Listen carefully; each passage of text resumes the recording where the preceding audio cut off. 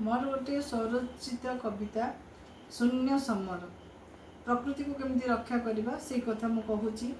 प्रकृति रचुची शून्य समर आम अहंकार डेणा काटवाकू आम शौकीन सामग्री पाई आमे जो नष्ट करुचु ए प्रकृति को। विज्ञान बल रे बलियान आमे गढ़िलु कल कारखाना, खଣି खादान खोलिलु, आमे करिलु केते नुआ परिकल्पना। रास्ता घाट चारिआडे कंक्रीट, बिलबाड़ी सबुआडे बिल्डिंग, पोखरी पोता नई पोता सबु बेले नुआ नुआ स्विडलिंग। कल कारखाना सांगकू गाड़ी मोटर जेतेक धुआं, शीत ताप नियंत्रित जंत्र पाई परिवेश बरसुछि निया। आमरी हाथ रे आमे मिसी करुछु ए परिवेश को नष्ट।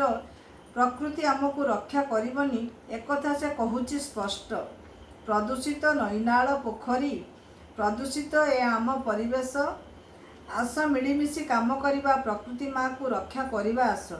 आम प्रकृति माँ आम पाई सबु जिनिस रखिछि सजेई, सेई कथा बुझी चाल आमे प्रकृति की रक्षा करवा भाई।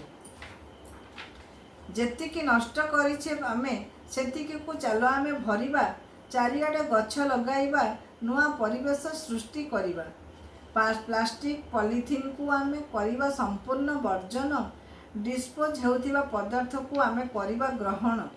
आम हाथ रे आमे आम प्रकृति को रक्षा करिबा। ओस्त गछ, बरगछ, लिंब गछ परी उपकारी गछ लगेइबा। सुस्थ हेब परिवेश आम, खुशी हेब आम प्रकृति राणी। समस्ते खुशी रे रहिबे, मिलिब ठंडा पवन आउ पानी। नमस्कार।